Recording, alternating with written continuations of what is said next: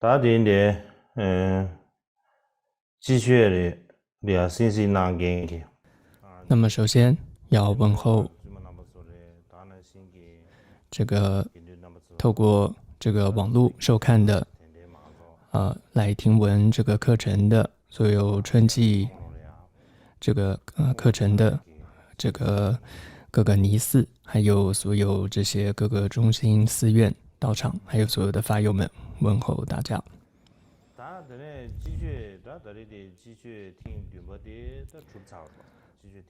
那其实第7届的春季趁魔这个活动辩经活动已经结束了，就大家聚在一起的辩经的活动已经结束了，但是这个课程还没有结束。所以就像上次提到的，那这次课程呢，还是要把它讲完哦。那这是算是一个承诺，所以要继续的要把这个课程上完。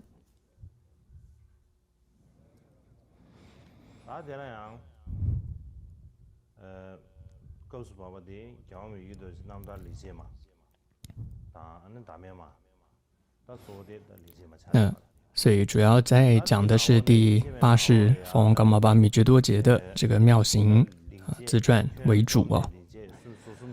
那么主要这个传记有33个颂文，那么今天主要会讲到第28个颂文，今天会讲这个颂文。那在上一堂课当中，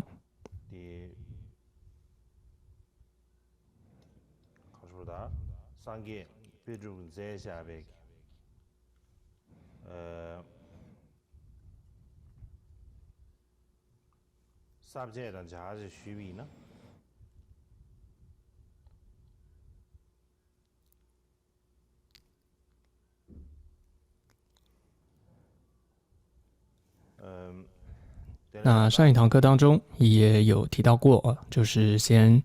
依照桑杰巴珠的这个注解，就哲蚌版的科判，那主要是有实践上师道之法这个部分，有分为动机、行动，还有学修2种菩提心学处之法3个部分。我们现在是讲到第3个，就是我们如何学修2种菩提心这个学处之法这个部分。所以2种菩提心的学处这个部分，其实又细分为7个。首先第一个是学修6波罗蜜，再来第2个就是学习如何静置自己的心，再来这2个都讲过了，接着第3个就是随学一切菩萨的心意。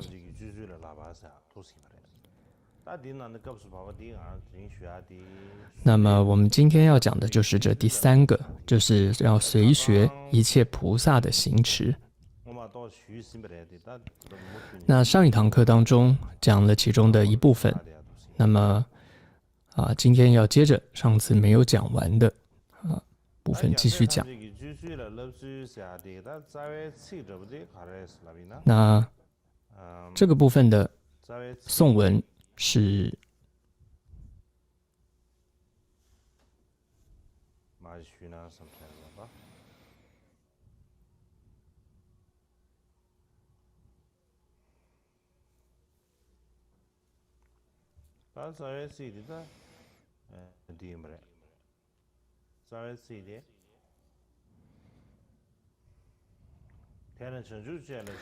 故而菩提道上所行，实乃不可思议，常愿追随一切菩萨之大行，此为我妙行之一。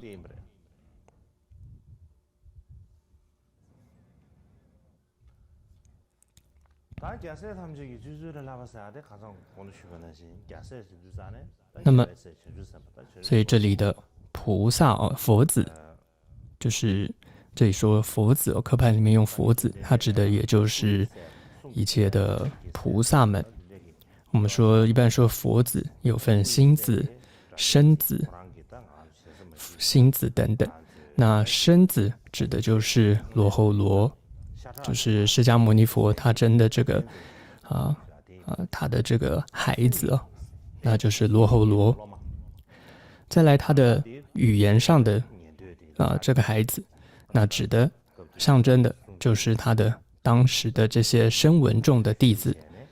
那也就是当时佛陀在世的时候跟随他学习的，在他身边透过跟随他听闻学习之后得到了果位的这些弟子。那再来就是第三种叫心子，就是身口意这样子的三种。那么的心子，那指的就是这里的菩萨。所以这是科判里面谈到的，叫做随学一切佛子行义之法，这是菩萨。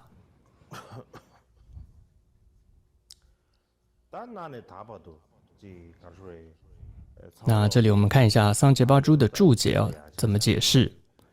所以他这里也提到说，从过去到现在，那指的就是当时在这个藏地那有很多人呢，他们就说透过修持要得到无上正的佛果。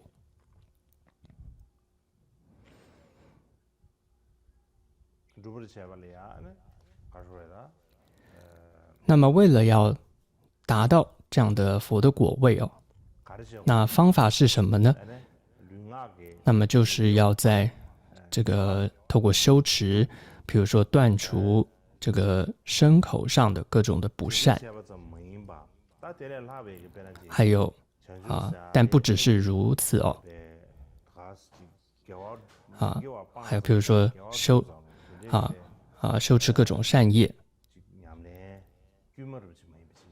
就不只是这样子的止恶行善而已不只是这样子断除身口上的不善，修持各种善业而已。除此之外真正要证得所谓的佛果菩提更重要的是要远离一切的垢染，因为它是因为这个菩提它是真的要它是智慧的本质它是本自清净的这样一种智慧的本质。所以一般的凡夫愚者是难以领会的。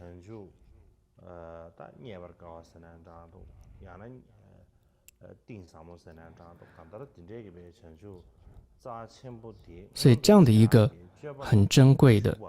很甚深的这样一个本质，要让它展现出来，那的这样的一种行持，就叫做菩提行。那这当中这样的菩提行呢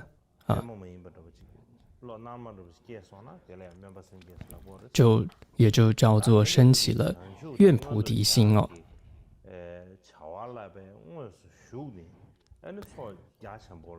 然后呢，这个修持的方法是什么呢？就是去学习广大的菩萨行，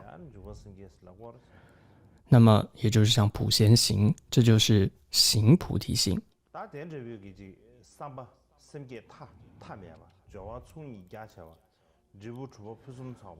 所以这样子的可以说发心是无边的这样的发心，同时呢两种资粮广大的积聚同时这样的果位也是圆满成就。但是对于一般的凡夫甚至声闻缘觉，他们都难以理解的，就这样子两种愿行菩提心这样子是一般人是难以理解，声闻缘觉也难以理解，甚至连这种初学的菩萨都是很难以理解，甚至难以接受的。所以呢，这里谈到的这种菩萨行也好，或者说这样子的叫做普贤行也好对不起，应该叫做这种善，这种叫做善妙行妙善的行这种菩萨行或妙善的行这真的是一个大菩萨最重要的一种修持。所以如果对于很多人对于这种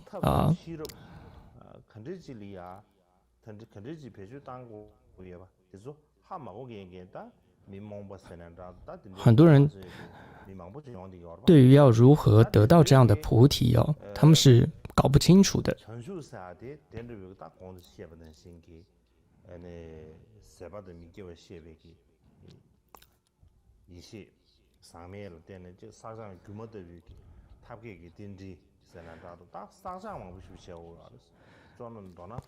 譬如说能够有了知哦，就比如说无尽和无生的无漏本质哦，然后可以说随类化现出各种这种机资进账如幻的善巧缘起显现。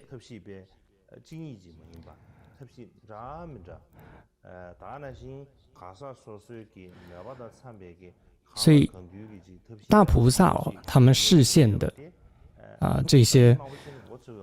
相似的，好像烦恼或者相似的这种行持哦，他们是搞不懂的，他们是有所诋毁的，因为他们不知道，其实这些示现哦，这种大菩提的菩萨的大菩提的示现哦，他们是搞不懂的，是有所诋毁的。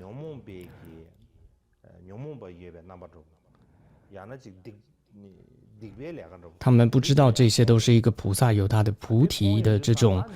无尽无生的无漏本质随类化现出来的善巧缘起的显现，所以他们会以为这种大菩萨的示现是由这种他们的好像相似于烦恼和罪业的一种显现，所以他们会对于这些有所诋毁，他们甚至说这些菩萨的这种行为哦，利他的行为是不是佛教的行为，而加以诋毁。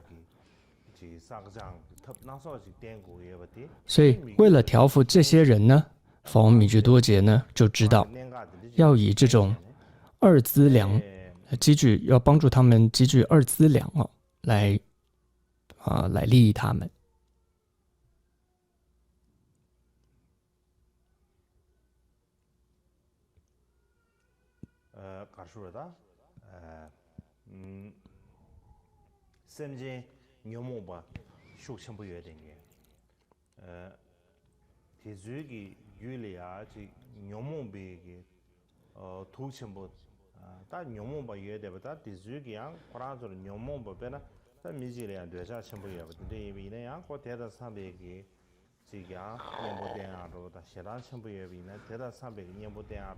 那么因为法王米觉多杰哦，对于这些烦恼很强的这些众生，譬如说他们心中的烦恼，譬如说特别嗔心很重的，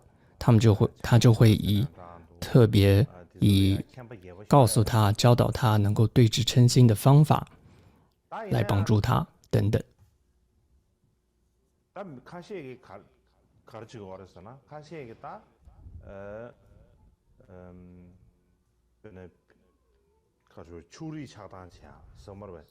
但是呢，当时呢，有些人呢会比较有这种会有一些这种偏私的偏执的一些想法哦。他们会有些人会说，某些人的见解、思维他们的这些思想呢是不符合佛教的，所以他们带有这种偏执哦，或带有这样的心去批评别人，他们的思想是不符合佛教的等等。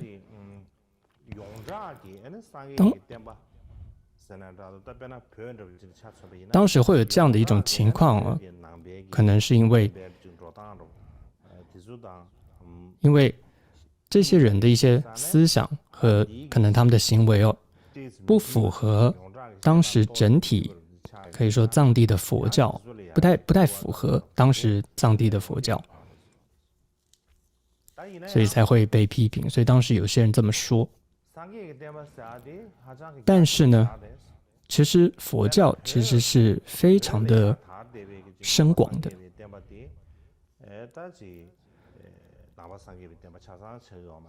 所以藏地的佛教并不代表就是整体的全部的佛教，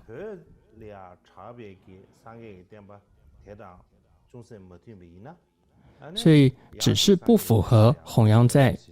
藏地的佛教，不代表说就是不符合佛教，因为还有太多的佛教的内容并没有包含在这里面。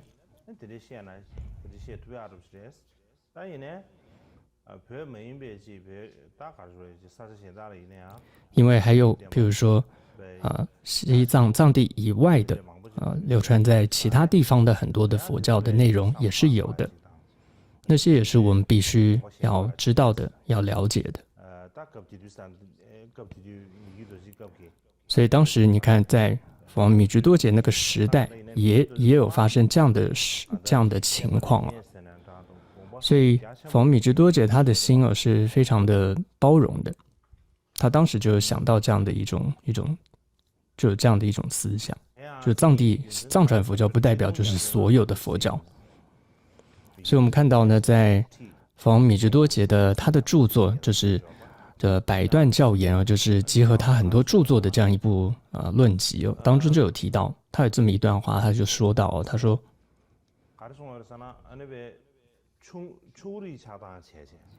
带有这种偏执的，为什么会带有偏执就是说就是比如说我喜欢的人，我执着的人，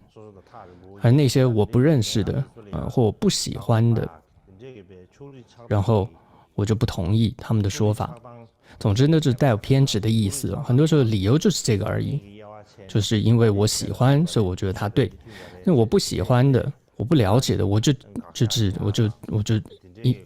觉得他是不对的。所以总之这里说带有偏执的，然后去做这种优劣是非的这种一切的评论，他觉得说自然会让人升起贪嗔的烦恼。所以这种带有偏执的认为噶举是优劣的是非之一这种的一切评论，自然会让人升起贪嗔的烦恼。对这有所执着，只会造成谤法的罪业。然后他接着说，然后这种鄙视他人还有他人的法，然后四处宣扬，这大多的原因到底是什么呢？就是因为嫉妒心在作祟。所以你看米居多杰这样写就是因为当看到别人好的时候，可能就开始去说别人的坏话了，就开始就不公正了。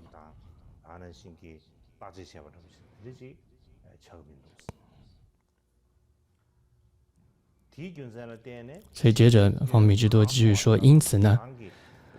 无论看到他人有任何过错呢，都应当要隐藏不说。所以这段话是意思是什么？就是说其实我们都很容易看到别人的过错，是会看到的，尤其大家都是在修行的人。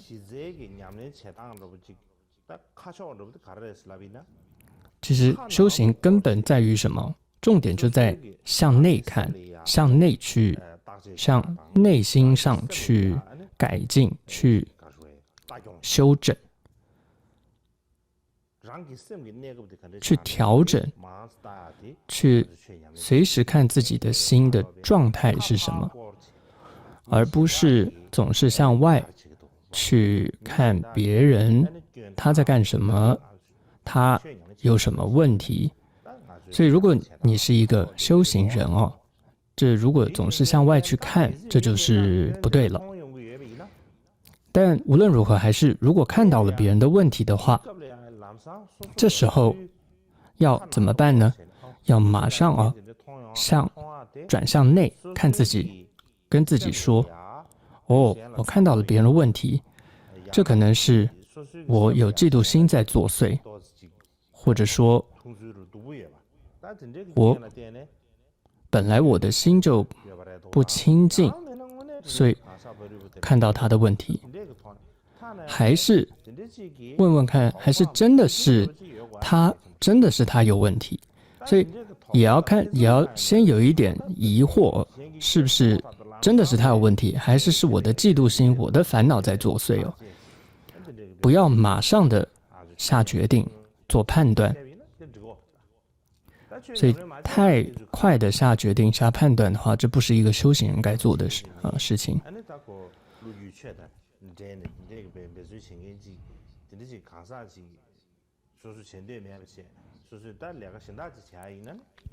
那当然，如果不是一个修行人，就是一般人的话，那看别人的问题，马上你就随便就做判断的，当然另当别论，这都可以的。那接着呢，同样在白段教元记中还有提到一段话，他米智多杰就说，由于这个很多宗派学说还有宗师它是有不同，然后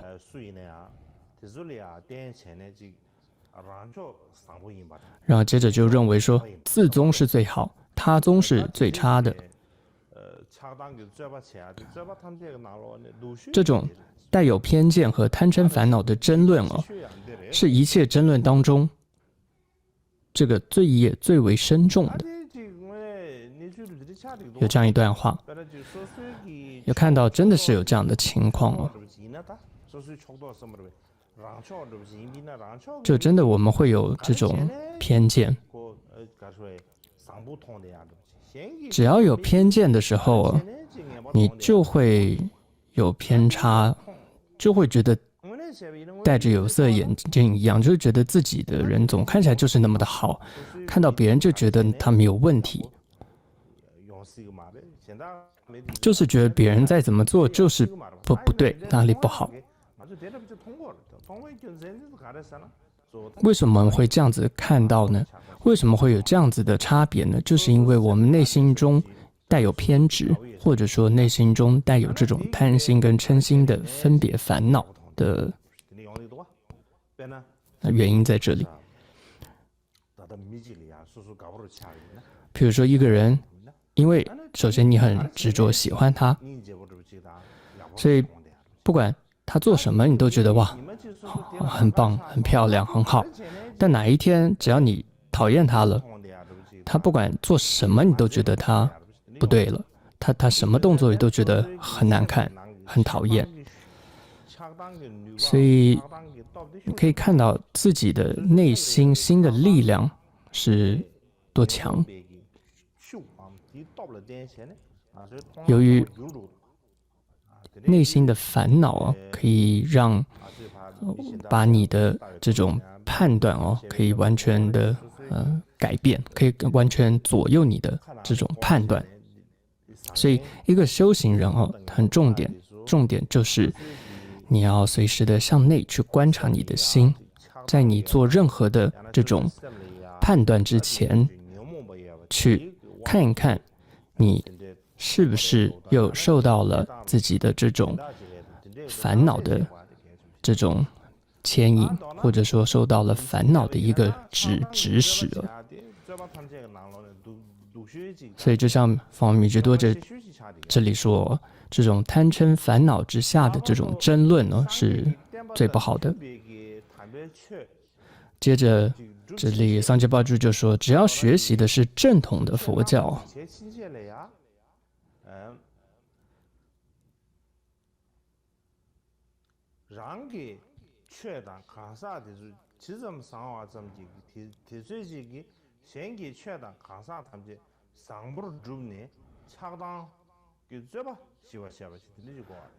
那么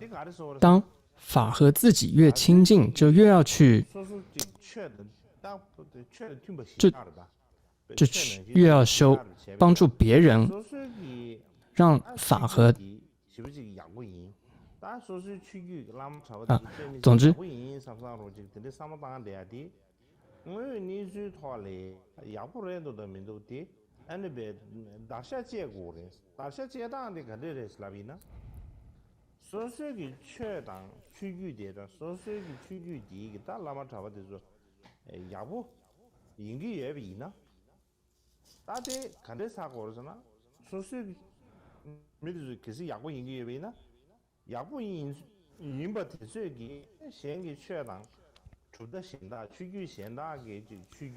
所以这里是说，如果当自己的法和修行的人越亲近就越要去帮助别人和别人的法越亲近让消除一切的贪嗔的争执就如果你学习是正统的佛教的话，就应该这个样子。所以这个代表这句话的意思就是说，这代表什么？如果你的这个教派还有这个修行人真的是一个很好的、很亲近的话，你的这个教派有一个特点啊，就会是你会越能够帮助其他的教派跟其他的修行人变得更好，是这个意思，而且能够更消除自他之间的贪嗔的争执，是这个意思。但如果你发现某个教派和某个教派的修行人，他反而更造成自己和其他教派之间更多的争执，和修行人互相之间的争执，甚至他还试图去打压、诋毁别人的话，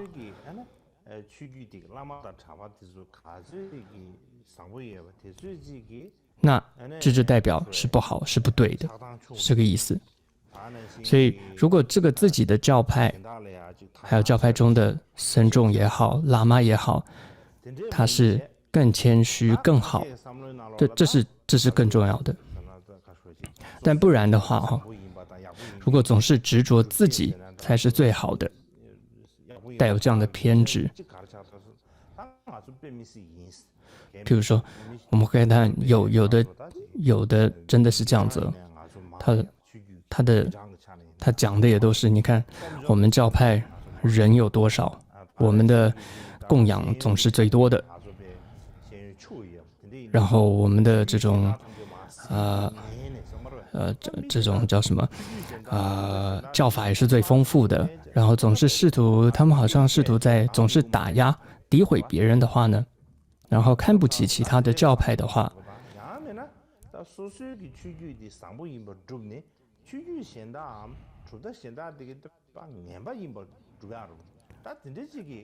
然后总之把自己的教派说成是最好，然后把别人说成是别的教派说成是不对的话，那这样子其实这样子有这样子做的这种教派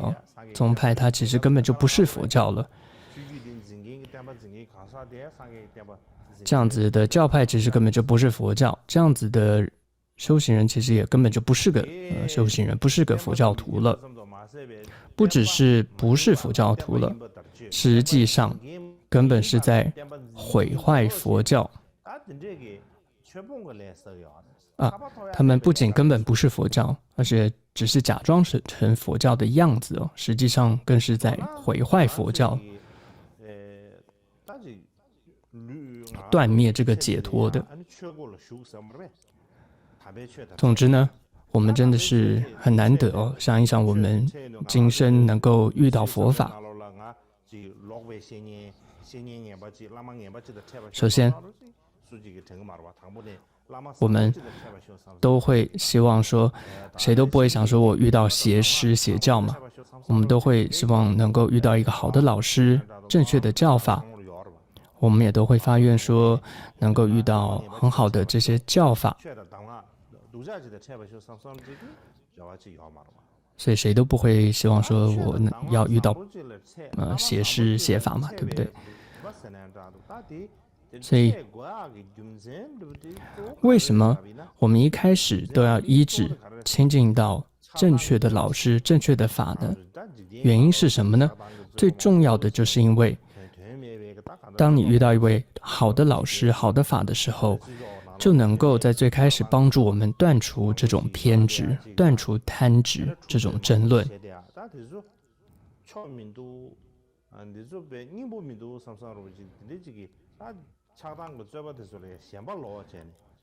那就帮助你从一开始就远离各种这种偏执了。这些老师就会告诉你，那些是没有任何意义的，然后就会告诉你不要去执着任何那一些，不要去做那些没有意义的偏执的争论，然后要去做的就是专注在成就人天善道或者是解脱的果位上，这是最重要的。这样的老师可以帮助你去断除那样的偏执的贪嗔的那种争论。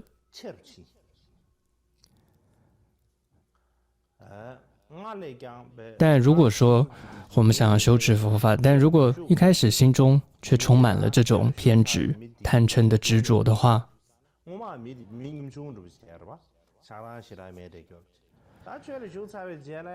那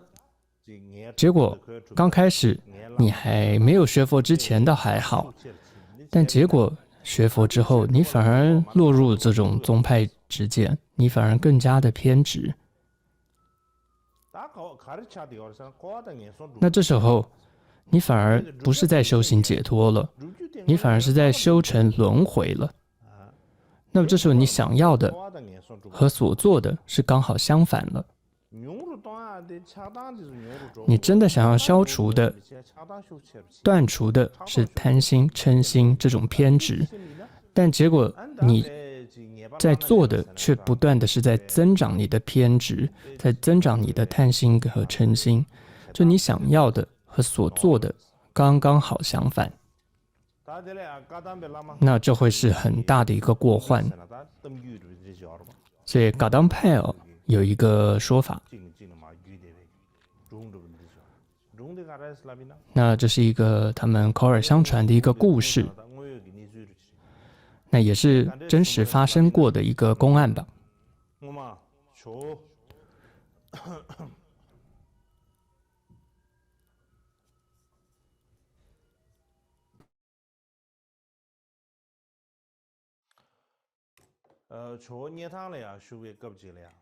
就是过去有一次呢，曾经这个阿底峡尊者他在这个涅堂的时候，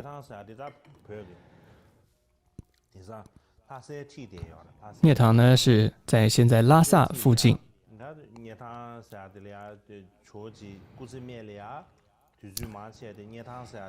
是在尊者他晚年大部分时间都住在这个涅堂。在当时呢，当时藏地有很多的这些大师他们就聚集在一起在这个讨论佛法。那尊者他就知道就很高兴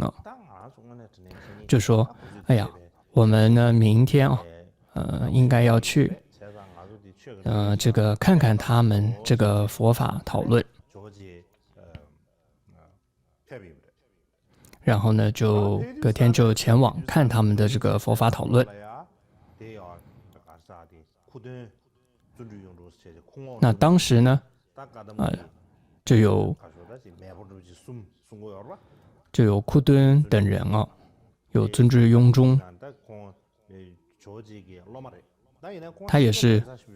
尊者的弟子之一，但是他的个性比较特别，比较奇怪。他也是一位大学者。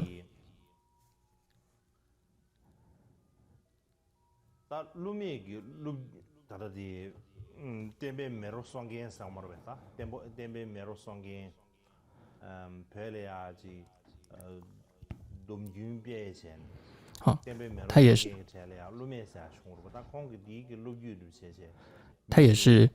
这个恢复戒传的这样子的其中一个很重要的一个人。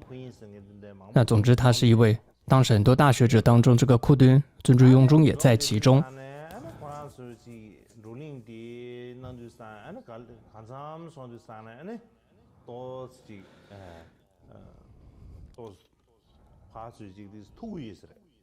总之呢，就有一些起了一些争执吧。总之讨论到一段时间之后，就说，他们就说了，僧人和马的好坏动嘴就知道。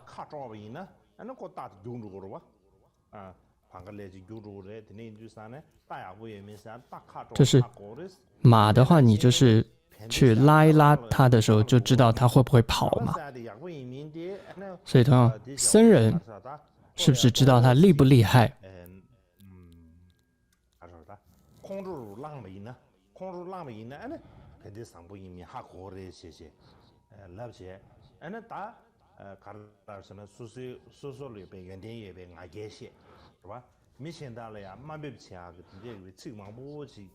就是好像只要去刺激他一下，就知道他到底有没有这个会不会动怒，有没有知识吧？但是这样，总之呢，他们就互相很多的辩论。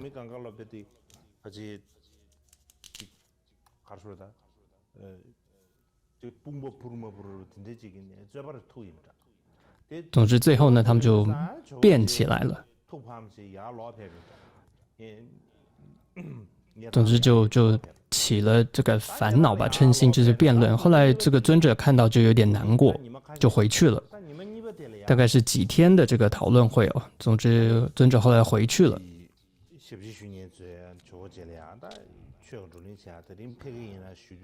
就隔天继续在辩论嘛。隔天这个弟子就问尊者说：“你要不要再去看？”但是种敦巴请问尊者要不要去？尊者就说呢：“这个辩经我是不去了。”那尊者说：“我就不去了。”因为尊者说，所谓的辩经所谓的讨论啊，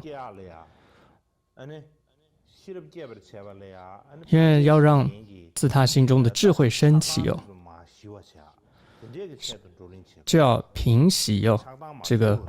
内心的仇恨、这种嗔恨、烦恼。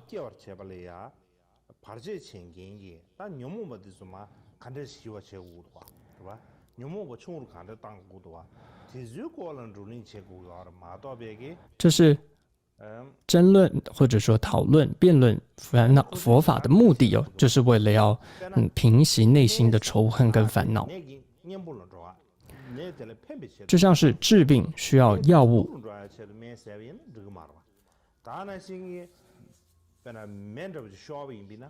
或者灭火需要水，是一样的道理。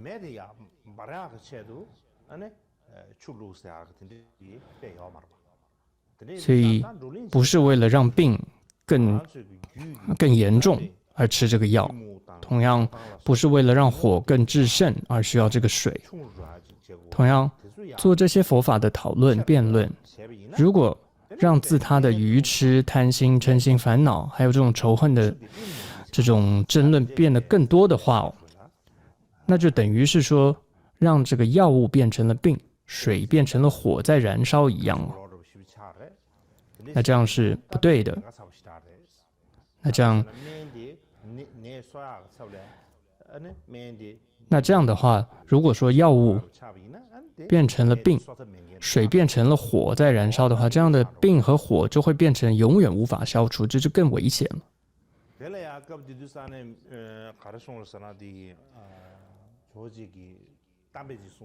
当时呢，尊者还说了一个公案，他说在印度有一个地方，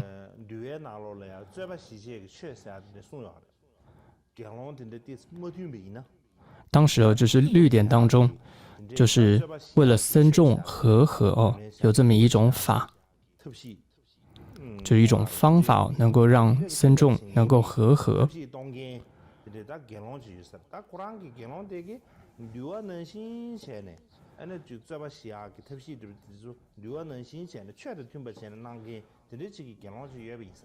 当时有一个比丘很正直的，他总是能够消除各种比丘之间的纷争，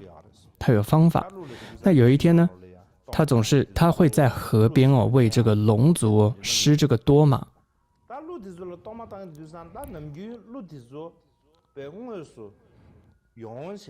那平常呢，这个龙呢，就真的会从这个河中出来，去领取这个比丘的所施予的多玛，然后再向这个比丘做供养。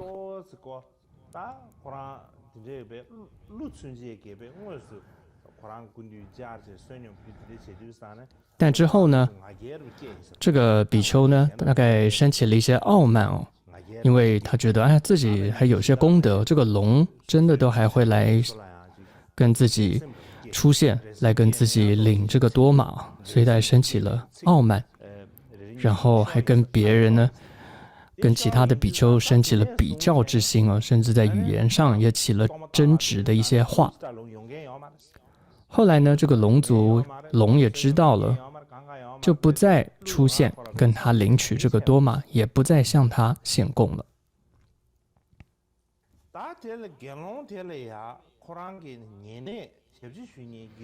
而这个比丘呢，他有一个侍者，一个沙弥，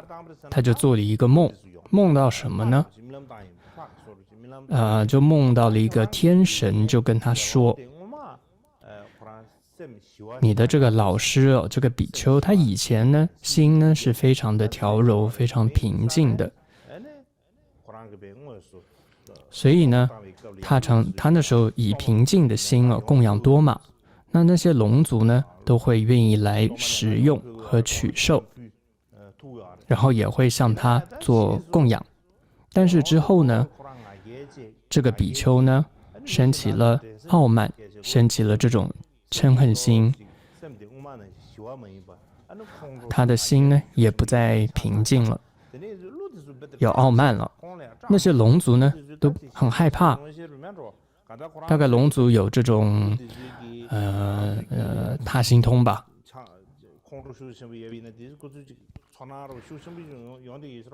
所以他就结果都害怕了，都逃跑了，所以都不敢来拿了。所以这就是当时那个沙弥那个侍者就做了这样一个梦，做了这样的一个天神给他做了这样一个受记。所以总之呢，那个阿底峡尊者就说了这样一个公案，就是不应该以任何带着嗔心、傲慢心做太多的这种做任何的这种争论。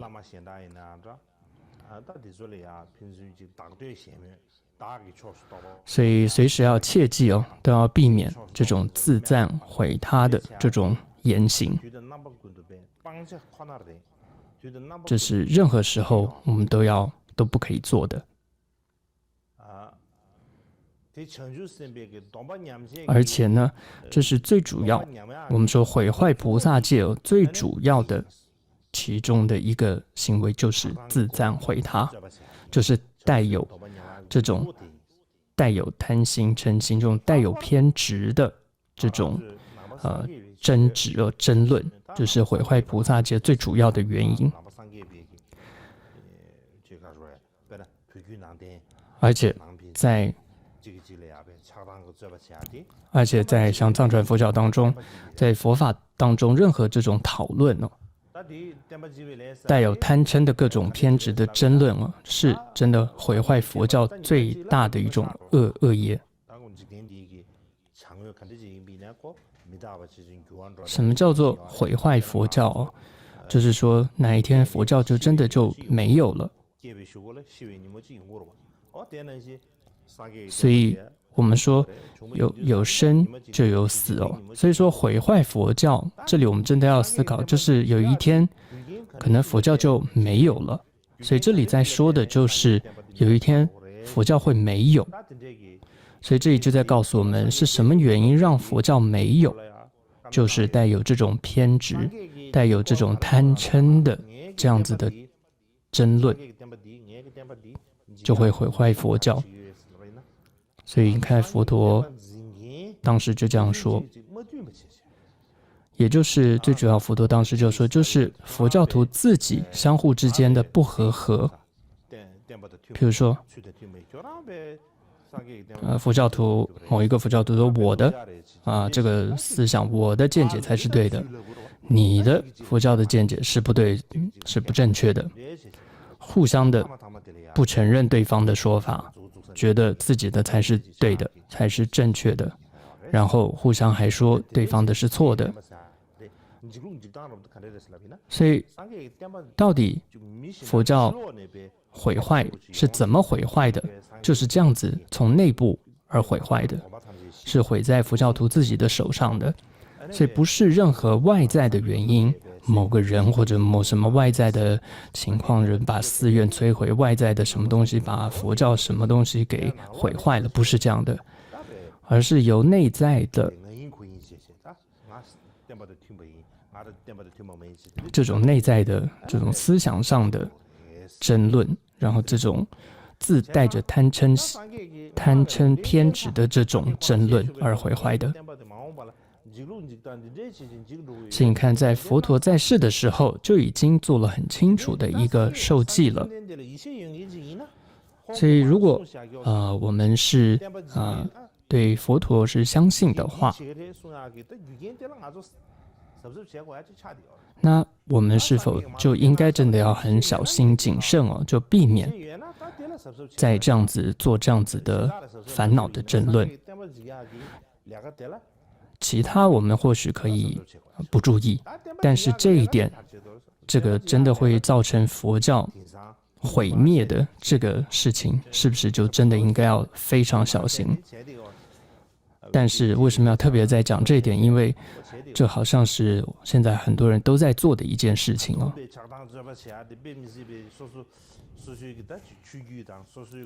因为甚至很多人还觉得说，就是要带着这样偏执贪嗔的这种争论才是对的，好像很觉得说这才是对的，是正确的事情，甚至根本不觉得这是一件不正确的事情，因为觉得这样子才是在维护自宗自派，是正确的一件事情，甚至还觉得这是舍我其谁的事情。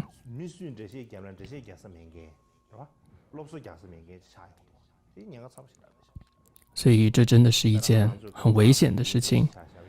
举例来说，我们冈仓噶举当中就很严重，这样的情况也是很严重的。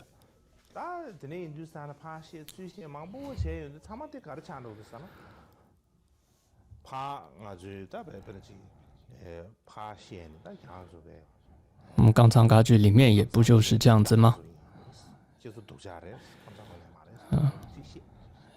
某一就分成两派，这边这一派说我们才是真的冈仓噶举，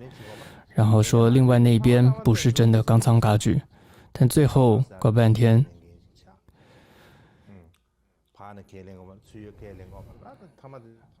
互相都不承认。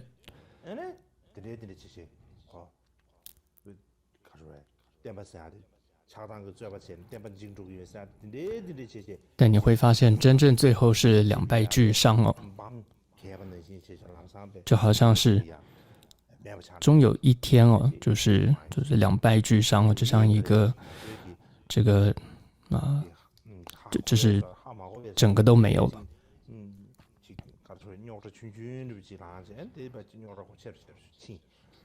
很多时候刚开始都只是小小的一个争执，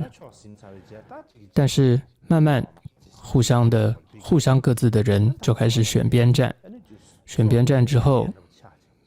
慢慢的争执越来越大之后，就变成了一种刚开始还可能可以治疗的一种病，但是慢慢就变成了一种完全没有办法控制跟治疗的疾病了。那时候就会来不及。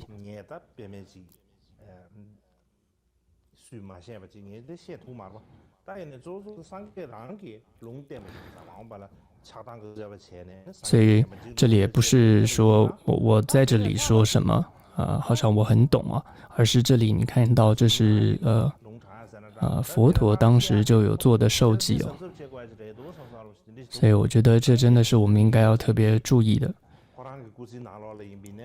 我们看法王米居多杰，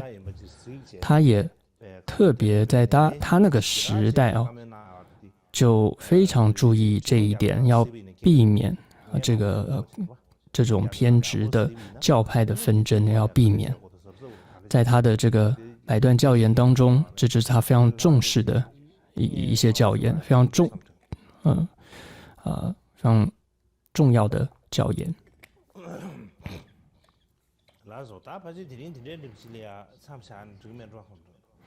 好的，那大概今天就先讲到这里。那今天还有一个要说的就是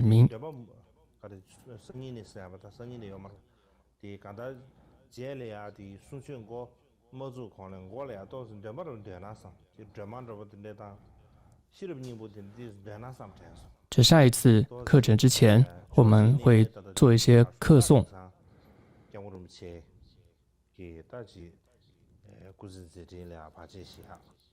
那主要是为了平息这个尊者的在佛心事业上的一些障碍。那另外跟课程相关啊，就是因为每次课程之前好像都有一些障碍，因为每次上课前好像突然就会有一些障碍，像是可能突然一下身体不舒服之类的，所以我想这个上课之前，我们多念一些，